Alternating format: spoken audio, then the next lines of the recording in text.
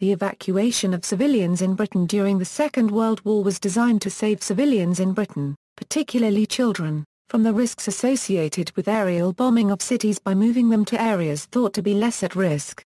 Operation Pied Piper, which began on September 1, 1939, officially relocated more than 3.5 million people.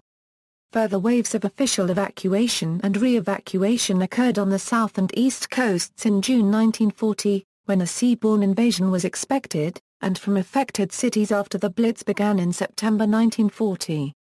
There were also official evacuations from the UK to other parts of the British Empire, and many non-official evacuations within and from the UK. Other mass movements of civilians included British citizens arriving from the Channel Islands, and displaced people arriving from continental Europe. Evacuation Scheme. The government evacuation scheme was developed during summer 1938 by the Anderson Committee and implemented by the Ministry of Health. The country was divided into zones, classified as either evacuation, neutral, or reception, with priority evacuees being moved from the major urban centers and billeted on the available private housing in more rural areas. Each area covered roughly a third of the population, although several urban areas later bombed were not classified for evacuation. In early 1939, the reception areas compiled lists of available housing. Space for a couple of thousand people was found, and the government also constructed camps which provided a few thousand additional spaces. In summer 1939, the government began to publicize its plan through the local authorities. They had overestimated demand. Only half of all school-aged children were moved from the urban areas instead of the expected 80%. There was enormous regional variation as few as 15% of the children were evacuated from some urban areas, while over 60% of children were evacuated in Manchester and Liverpool. The refusal of the central government to spend large sums on preparation also reduced the effectiveness of the plan. In the event, over 1,474,000 people were evacuated. Evacuation. Almost 3.75 million people were displaced, with around a third of the entire population experiencing some effects of the evacuation. In the first 3 days of official evacuation, 1.5 million people were moved, 827,000 children of school age, 524,000 mothers and young children, 13,000 pregnant women, 7,000 disabled persons and over 103,000 teachers and other helpers. Goods as well as people were evacuated. Art treasures were sent to distant storage. The National Gallery collection spent the war at the Manod Quarry near Festiniog, North Wales. The Bank of England moved to the small town of Overton, Hampshire, and in 1939 to 1940 moved 2,154 tons of gold to the vaults of the Bank of Canada in Ottawa. The BBC moved variety production to Bristol and moved senior staff to Wood Norton near Evesham, Worcestershire. Many senior post office staff were relocated to Harrogate. Some private companies moved head offices or their most vital records to comparative safety away from major cities. Government functions were also evacuated. Under Plan Yellow, some 23,000 civil servants and their paperwork were dispatched to available hotels in the better coastal resorts and spa towns. Other hotels were requisitioned and emptied for a possible last-ditch black move should London be destroyed or threatened by invasion. Under this plan, the nucleus of government would relocate to the West Midlands. The War Cabinet and ministers would move to Hindlip Hall, Bevier House and Malvern College near Worcester, and Parliament to Stratford-upon-Avon. Winston Churchill was to relocate to Spetchley Park, whilst King George, Virgin Islands US, and other members of the royal family would take up residence at Maidressfield Court near Malvern. Some strained areas took the children into local schools by adopting the World War I expedient of double-shift education, taking twice as long but also doubling the number taught. The movement of teachers also meant that almost 1 million children staying home had no source of education. Evacuation centres. In 1939 the British government passed the Camps Act, which established the National Camps Corporation as a body to design and build residential camps for young people that could provide opportunities for outdoor learning and also act as evacuation centres in the event of war. The architect T.S. Tayat was responsible for the design of the buildings, which included accommodation for over 200 children and staff, recreational halls, house blocks and a dining hall kitchen complex. These camps were replicated in over 30 different rural locations around the country. During the war years, these acted as safe refuges for city children from Nazi bombing raids.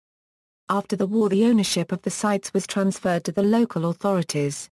Over the years, most of these sites have been lost, but the best preserved example today is Sayers Croft, which is located at Ewhurst in Surrey. The dining hall and kitchen complex is protected as a Grade II listed building because of the importance of Tayat's work, and because of the painted murals depicting the life of the evacuees.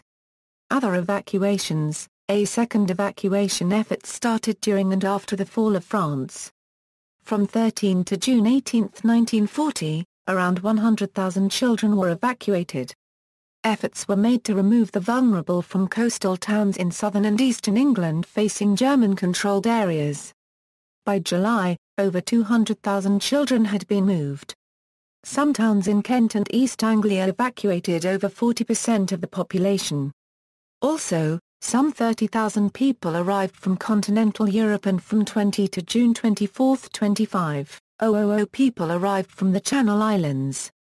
One of the speediest moves was accomplished by the London, Midland and Scottish Railway when it transferred its headquarters out of London.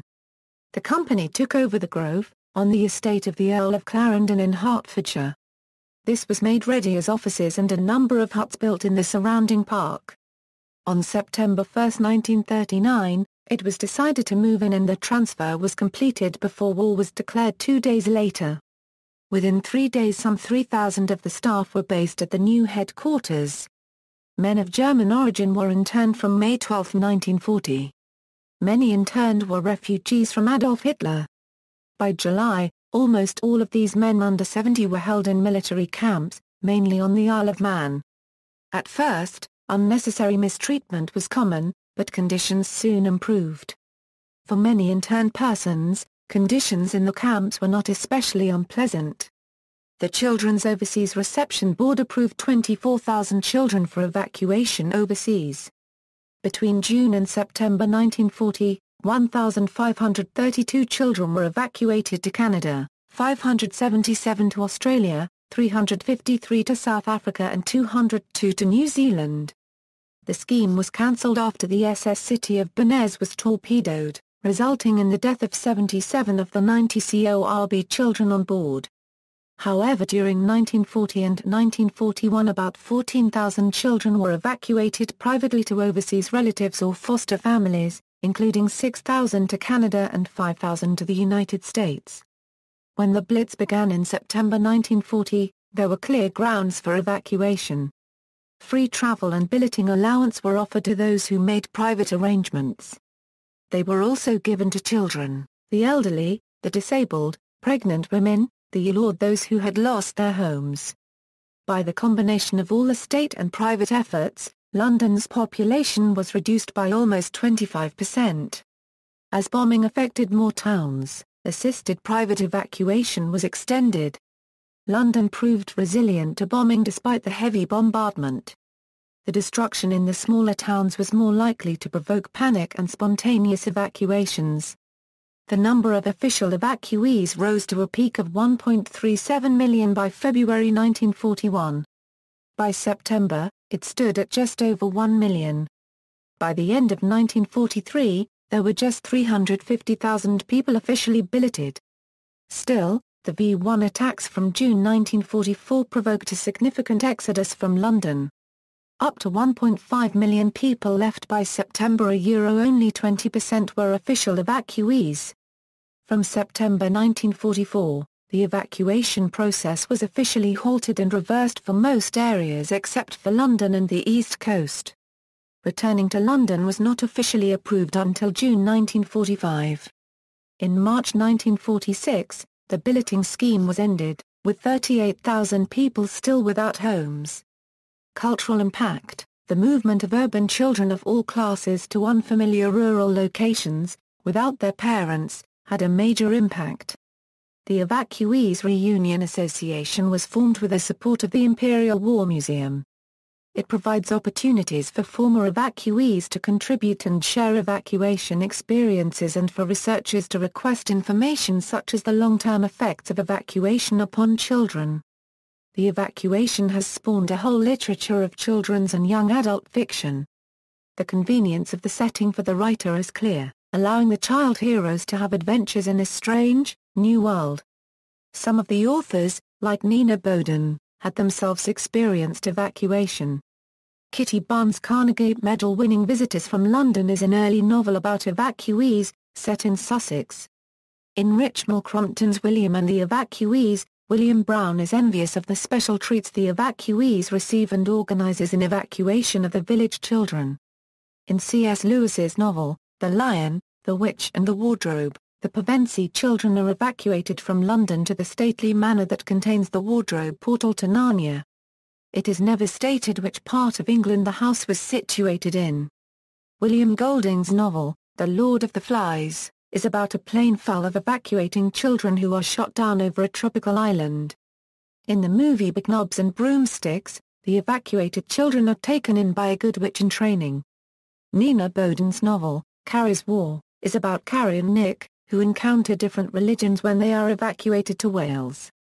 Noel Streatfield's novel, When the Sirens Wailed, is about 3 evacuees and covers issues like rations for evacuees, relationship between evacuees and townspeople, and the problems encountered by those who stayed behind. Michael Morpurgo's novel, Friend or Foe, is about 2 evacuees who befriend the crew of a crashed German bomber hiding on Dartmoor. Diana Wynne Jones's novel, A Tale of Time's City begins with the main character, Vivian, being evacuated from London.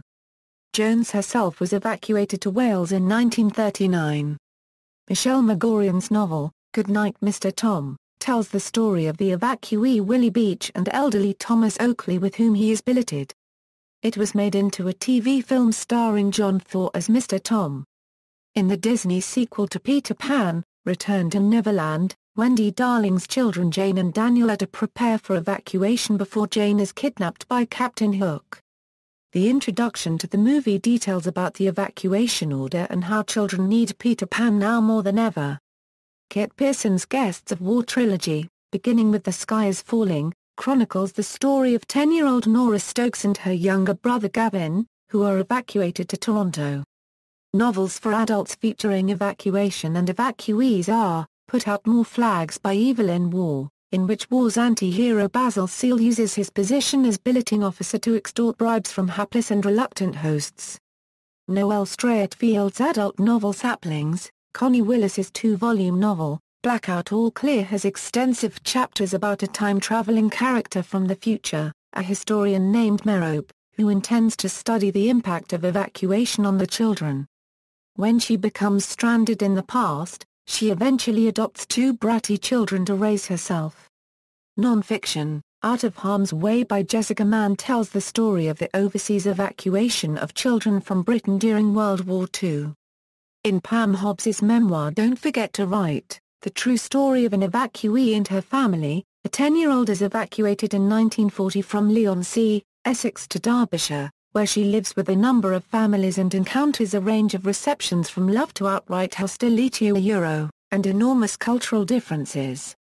Alan Derek Clifton published his memoirs of being evacuated to northern Rhodesia in 1940 in the book entitled, From Cockney to Colonial. Ben Wicks's No Time to Wave Goodbye and The Day They Took the Children, the story of evacuation for many in England, complete with letters home from children. Stephen Poliakoff's television drama, Perfect Strangers, includes a lengthy flashback of 2 evacuated sisters who leave the family they are sent to and live as wild children in the woods for the remainder of the war. See also Battle of Britain, British anti-invasion preparations of World War II, CORB, Occupation of the Channel Islands, Kindertransport Q Camper World War II Camp in Essex, Evacuations of children in Germany during World War II, Evacuations of civilians in Japan during World War II, references. Further reading, Johnson, Derek E. Exodus of Children. Clacton-on-Sea, Eng Penny Farthing Publications, 1985. ISBN 0-950031-1-5. External links, BBC People's War, Yvonne Deveray Evacuated to Canada, How We Lived Then, extract from Norman Longmate book, Clutch Club, History Learning Site, lecture transcript on Operation Pied Piper, May 31, 2006, The Evacuees Reunion Association, watch the documentary Children from Overseas online, read Luck of the Irish by Ronnie Carroll, A Distressing Story Being a London Evacuee, Operation Pied Piper.